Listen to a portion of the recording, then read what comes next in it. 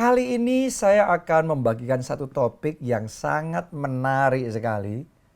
Judulnya adalah teguran yang mendidik.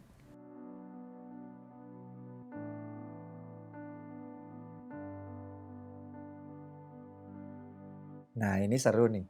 Ya, karena bicara teguran ini selalu ada dua sisi. Yang pertama ditegur, yang kedua menegur. Ya, dan dua-duanya kita harus balance. Kita harus punya sikap hati yang benar, belajar bisa ditegur dengan baik, tapi juga yang kedua belajar bisa menegur yang baik. Saya mulai langsung dengan yang pertama. Belajar bisa menerima teguran dengan baik. Ini penting ya. Kenapa? Amsal 6 ayatnya yang ke-23. Karena perintah itu pelita dan ajaran itu cahaya. Dan teguran yang mendidik itu jalan kehidupan. Oke. Nah, saya mau bacakan buat saudara ayat ini, tapi dalam versi Alkitab Bahasa Indonesia masa kini. Petunjuk-petunjuk orang tuamu bagaikan lampu yang terang. Teguran mereka menunjukkan kepadamu cara hidup yang baik. Jadi ternyata teguran itu untuk menunjukkan kepada kita cara hidup yang baik. Cara berpikir yang lebih baik. Cara berkata-kata yang benar. Cara bersikap yang sopan. Ya, cara bekerja yang berkualitas. Cara melayani Tuhan yang berkenan di hati Tuhan. Cara melakukan ini, cara itu yang baik. Nah, itu teguran. Supaya apa? Supaya kita yang tadinya masih buruk jadi baik. Kita yang tadinya caranya salah jadi benar. Ya, kita yang tadinya menyimpang sekarang diluruskan. Melalui apa? Teguran. Oke. Itu sebabnya sikap kita dalam menerima teguran menentukan seperti apa hidup kita. Amsal 15 ayat yang kelima. Orang bodoh menolak didikan ayahnya. Tetapi siapa mengindahkan teguran adalah bijak. Jadi ini Alkitab ngomong tentang dua orang. Satu bodoh, satu bijak. Yang bodoh itu yang menolak teguran. Tapi yang bijak yang mengindahkan teguran. Kalau saudara sebagai anak, Anda ditegur orang tua, saudara menolak, kita ngomong bodoh. Tapi ketika kita menerimanya, masuk dan itu mengubahkan hidup kita, mengubahkan cara berpikir kita, mengubahkan cara kita belajar, cara kita bekerja dan seterusnya. Itu Alkitab ngomong, orang bijak ini, anak yang bijak ya kayak gini. Ya, yang mana kita? Saya berdoa, saudara, semua kita semua jadi bijak. Di tempat kerja kalau kita punya atasan, di pelayanan kalau kita punya KKS, kita punya otoritas rohani yang Tuhan taruh di atas kita. Dimanapun kita berada, ketika kita menerima teguran, pastikan jadi orang bijak ya. Jangan sampai tanpa sadar kita jadi orang yang bodoh yang menolak. Menolak itu mungkin kita punya alasan kita lebih ngerti, lebih benar, lebih ini, lebih itu. Jadi apa-apa ditolak dulu. Teguran ditolak dulu karena nggak menyenangkan. Karena kita nggak suka ditegur. Tapi hari ini belajar, buka hati saudara dan sadari bahwa yang bijak itu yang mengindahkan teguran. Karena itu akan mengubah dan membuat kita menjadi lebih baik. Saya bertumbuh lebih baik melalui teguran. Saya masih ingat suatu kali saya jadi pendamping pendeta. Tugas mendampingi seorang hamba Tuhan. Dan saya ditegur, dimarah-marahin. Kenapa? Karena saya nggak prepare. Saya nggak persiapan. Saya nggak ngerti apa yang harus saya lakukan. Saya nggak punya planning yang baik. Saya acak-acakan.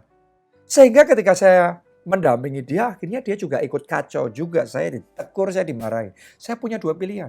Saya kecewa, saya sakit hati, dan akhirnya saya yang rugi. Saya bodoh karena teguran itu nggak membawa manfaat apapun buat saya. Tapi ketika saya belajar untuk menerima teguran itu, walaupun nggak enak. Siapa yang senang ya ditegur? Walaupun nggak enak, kita terima. Terus saya belajar, oh memplanning itu gitu. Oh saya belajar membuat rencana itu seperti itu. Dan akhirnya semua itu sampai hari ini masih berguna. Dan itu mendatangkan manfaat yang besar buat saya. Itu Alkitab ngomong bijaksana. Oke, saya juga pernah ketika pertama kali saya mulai melayani di Jakarta, merintis ulang gereja kita di Jakarta, saya pernah ditegur dan dianggap kerjanya lamban, kayak siput. Saya kaget. Karena sebelumnya saya dianggap biasanya ya cepat kerjanya. Tetapi ternyata yang cepat di satu komunitas, kecepatan yang sama itu di komunitas yang lain dianggapnya lambat. Ya, saya ketika ditegur lambat kayak siput, saya bisa punya dua reaksi. Marah, tersinggung, ya, dan itu tidak akan mendatangkan manfaat apapun buat saya, atau saya memecut diri saya sendiri, saya mulai memacu diri saya sendiri, saya meningkatkan speed kerja saya, speed saya di dalam pelayanan, dan akhirnya walaupun itu pil yang pahit, yang gak enak banget, tapi itu mendatangkan kebaikan. Saya bertumbuh lebih cepat, lebih efisien, lebih efektif, lebih maksimal. Melalui apa? Teguran. Kalau nggak ada teguran, saya nggak terpacu. Kalau nggak ada teguran, saya nggak improve speed saya. Saya sudah berpuas diri melalui teguran. Saya jadi lebih baik, lebih efisien, lebih tahan uji, lebih segalanya. Melalui teguran. Karena itu Alkitab ngomong, orang bijak itu mengindahkan teguran. Coba saudara lihat ya, di dalam Alkitab, ya, perbedaan antara Petrus dengan murid-murid Yesus yang lain yang di luar 12 murid Yesus. Oke, karena kalau saudara masih ingat ya, ada 12 murid Yesus yang spesial, tapi ada murid-murid Yesus yang lain yang jumlahnya cukup banyak itu. Nah, Anda akan ngerti kenapa kok Yesus menempatkan yang 12 ini di lingkaran itu dan yang lainnya di luar. Ya, karena memang beda kualitas. Dalam meresponi, termasuk meresponi teguran pun beda kualitas. Yesus cara memuridkan mereka itu nggak selalu enak, nggak selalu lunak, nggak selalu menyenangkan hati. Kalau Anda pelajari dalam Alkitab, ya murid-muridnya dimarahin, ditegur, hai kamu yang kecil imanmu. Sampai kapan aku terus bersama dengan kamu? Kok nggak bisa-bisa? Ya, bahkan suatu saat Petrus, karena dia salah juga ya, Petrus ditegur keras sama Yesus. Yesus ngomong, nyala iblis. Sebab kamu tidak memikirkan yang dipikirkan oleh Allah, tapi kamu memikirkan yang dipikirkan oleh manusia. Padahal sebenarnya Petrus mau belain Yesus. Tapi Yesus ngomong, nyala iblis. Coba Anda renungkan kalau seandainya sama pastor, sama gembala sidang saudara, Anda diomongkan, nyala iblis. Kira-kira respon saudara seperti apa? Ya mungkin sebagian orang, kebanyakan orang ya akan tersinggung, marah, maki-maki ulang, maki-maki balik. Tapi yang luar biasa saudaraku, Petrus ini nggak kecewa, nggak marah, nggak meninggalkan Yesus.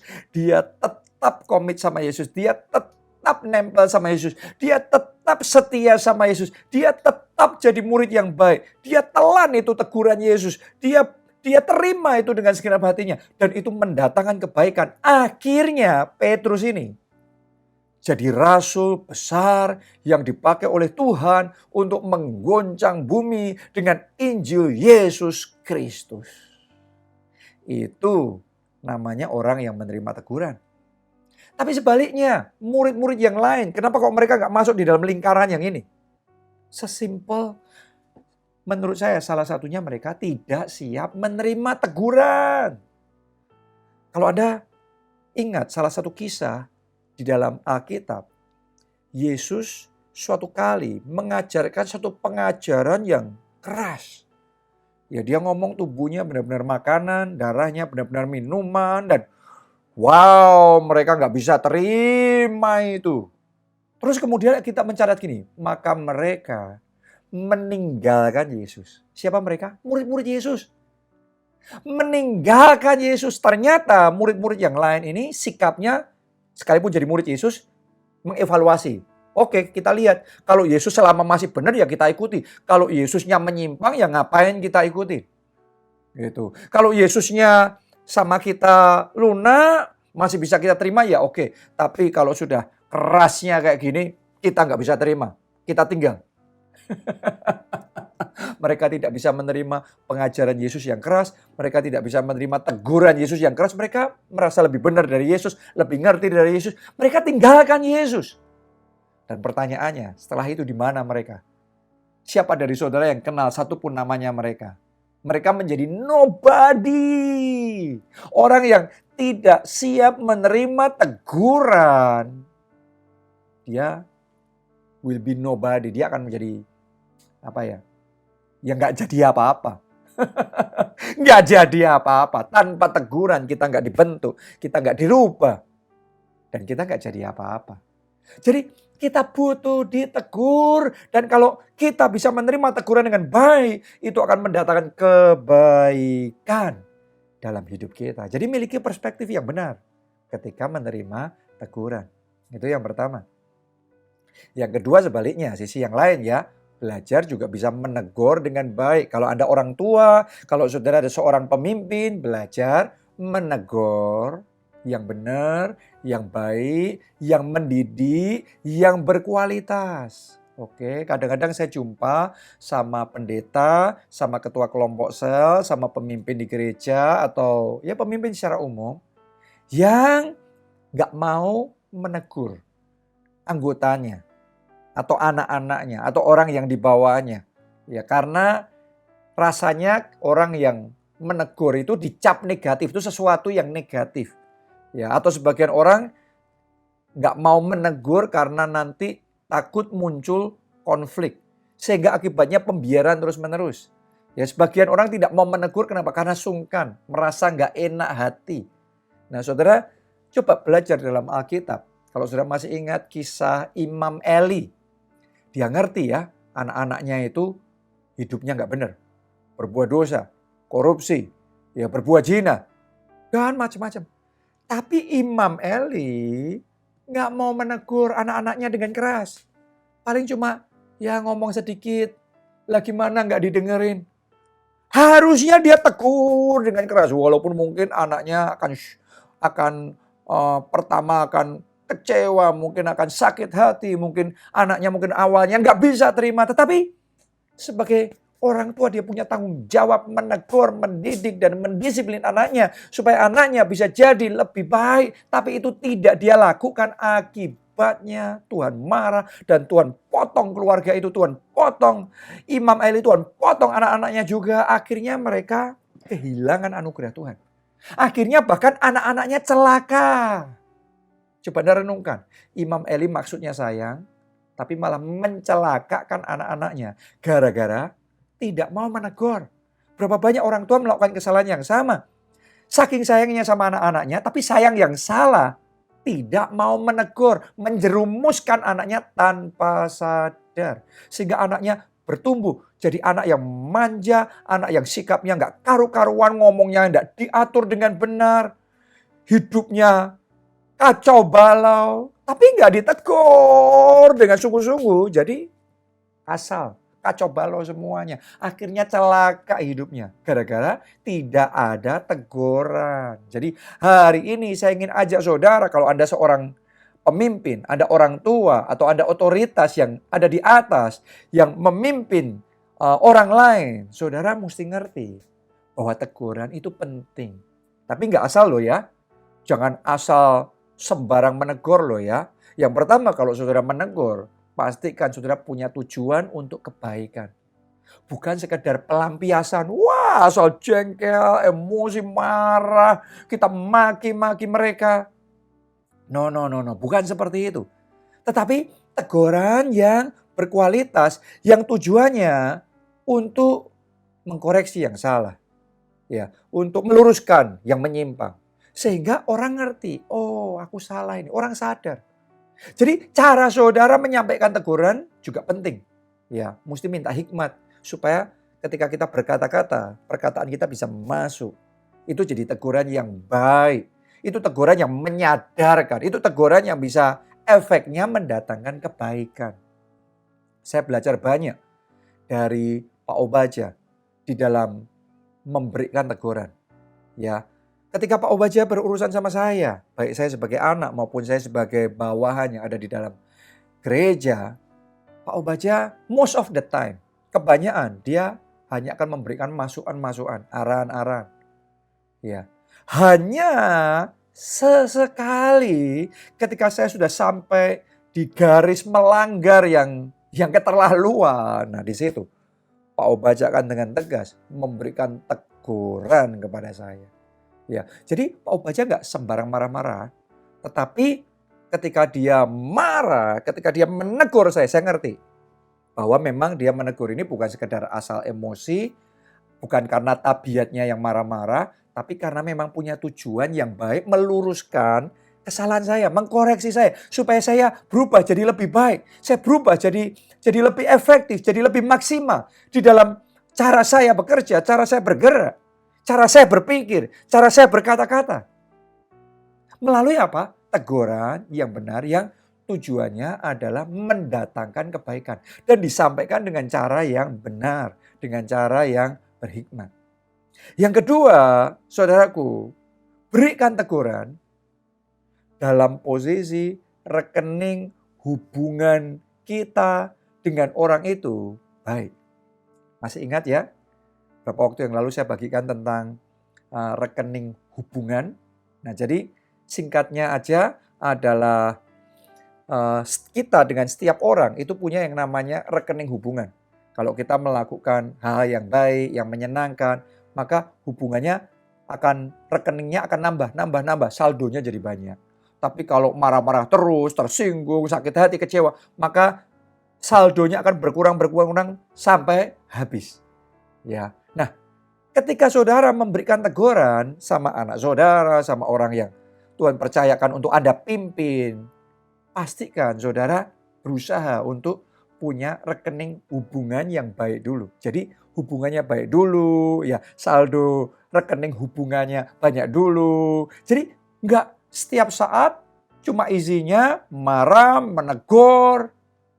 No, tapi ada juga yang namanya memuji, ada juga yang namanya menabur kebaikan. Sehingga hubungan jadi baik, sehingga di dalam hati itu enak, hubungan itu jadi menyenangkan.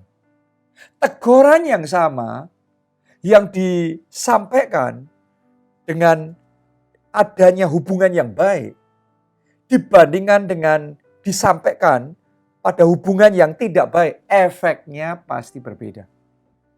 Itu sebabnya sebagai pemimpin, sebagai orang tua, mari kita pastikan ada hubungan yang baik, ada tabur kasih, ada memuji, ada hubungan yang dekat kita sama mereka. Sehingga ketika teguran diberikan, teguran itu bisa diterima dengan efeknya jauh lebih baik. Ini akan mendatangkan kebaikan. Oke, jadi di satu sisi kita bisa ditegur dengan baik, menerima teguran dengan baik dari orang yang di atas kita. Tapi di satu sisi kita juga harus belajar bisa memberikan teguran yang baik kepada orang-orang yang di bawah kita, kepada anak-anak kita, anak rohani kita. Sehingga akhirnya semuanya ini mendatangkan kebaikan. Saya berdoa kita semua punya hati yang cukup terbuka. Kita jadi orang-orang yang bijaksana, yang bisa menerima teguran dengan baik dan juga memberikan teguran dengan baik. Salam keluarga Allah, Tuhan Yesus memberkati.